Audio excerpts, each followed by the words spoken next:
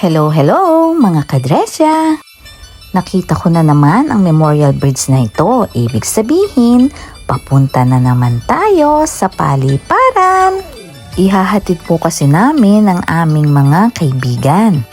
Kasamahan ko sa trabaho noong nasa Pilipinas pa kami at syempre kapamilya na dito sa New Zealand.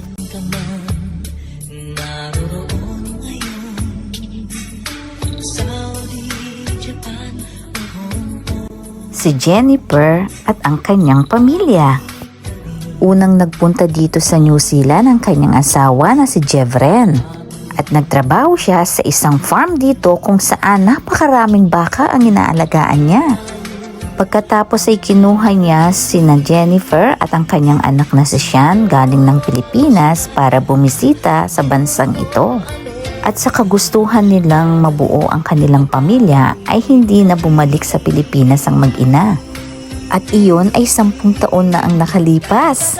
Kaya ngayong pauwi sila sa Pilipinas, ay nako, sobra talaga ang excitement na nakikita ko sa pamilya.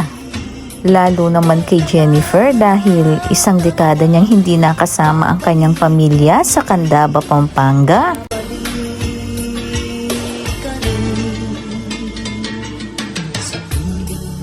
Dito sa New Zealand ay nakakapasok kami sa airport kahit hindi kami yung babiyahe. At makakasama pa rin namin sila hanggang sa pag-check-in ng kanilang mga bagahe.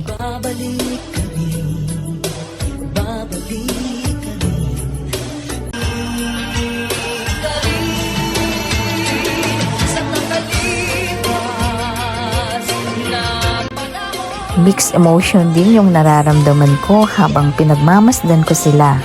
Dahil sa wakas ay makakauwi rin sila at makakapasyal sa Pilipinas.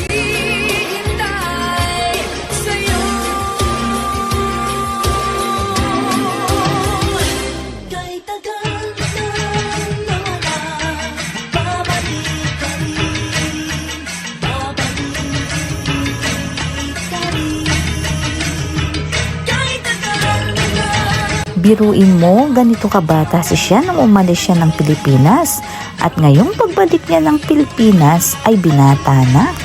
Heto nga yung mga larawan nila nung umalis sila ng Pilipinas at dumating dito sa New Zealand. Karga-karga pa si siya, ang cute naman.